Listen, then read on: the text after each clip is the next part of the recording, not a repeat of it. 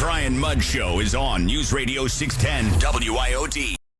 Joining us now, speaking of what was related to that characterization of last year, Todd Furniss, once again, his book is The 60% Solution, Rethinking Healthcare. Now, a bestseller, 3 different categories on Amazon. Also, his podcast is Civil Discourse.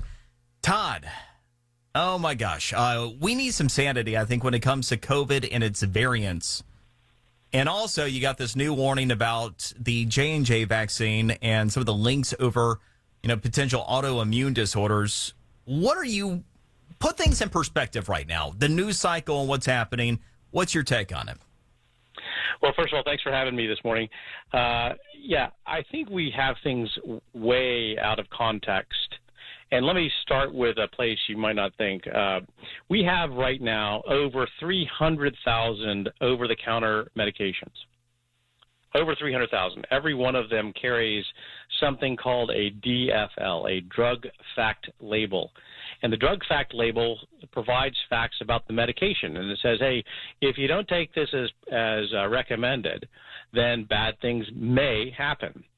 Now, those medications are still allowed to be served over the counter and consumed over the counter. And we don't stop taking them because they provide good outcomes for us in most instances. But there is still the possibility, not the probability, but the possibility that something could occur that's bad.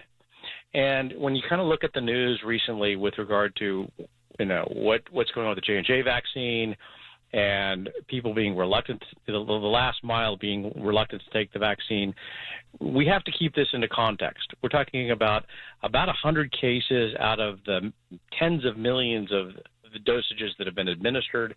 We're talking about roughly 1 death, again, out of the same number. This is an almost statistically immeasurably small percentage of people who are adversely affected. So I'm not saying that there's zero risk. I'm saying the risk needs to be kept into context.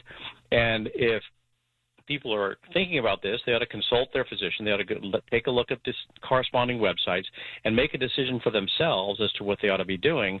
But if I told you that, the Padres are going to play the Astros and, you have a 99.999% chance of winning, my hunch is you're going to take that bet. It's a pretty good chance.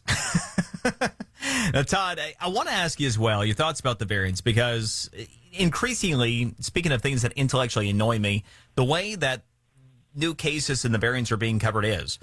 So if you take a look at the H1N1 virus, what caused the 1918 pandemic that didn't actually end until 1921, we didn't have vaccines back then. Essentially, it was herd immunity. Okay, so you had variants of H1N1 that were the most common form of flu until COVID-19. It was always a possibility that COVID's variants would end up becoming the next seasonal flu because they're already more contagious than the H1N1 virus that have been out there being the flu. And it seems to me that in this addicted to COVID society that we're in, where the news cycle revolves around it, given the opportunity, and a lot of politicians are scared turtles that want to hide in corners and try to lock people down if they can, that the most logical thing in the world, the most obvious thing in the world, and something we should accept and get our brains around now, is something that is being treated as though it's COVID-19, the pandemic from the first day. Your thoughts?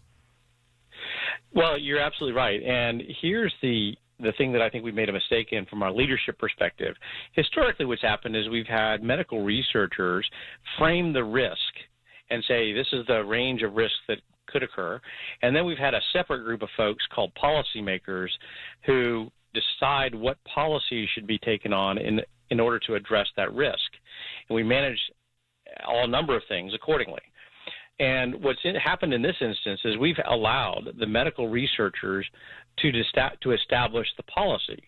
And so what happens in that instance is the medical researchers say, well, I don't want any risk to occur.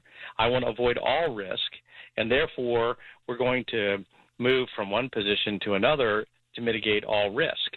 Well, if you keep that mindset, you're never going to go outside ever again because the risk of going across the street is too great. I mean, I'm reminded of what happened to me 2 days ago. I'm walking down in a shopping center. Todd, and we're actually going to have to save that story. I appreciate all the points. It was great talking with you. We're up against the clock. Todd Furniss, the author of the 60% Solution, Rethinking Healthcare, and his podcast, Civil Discourse.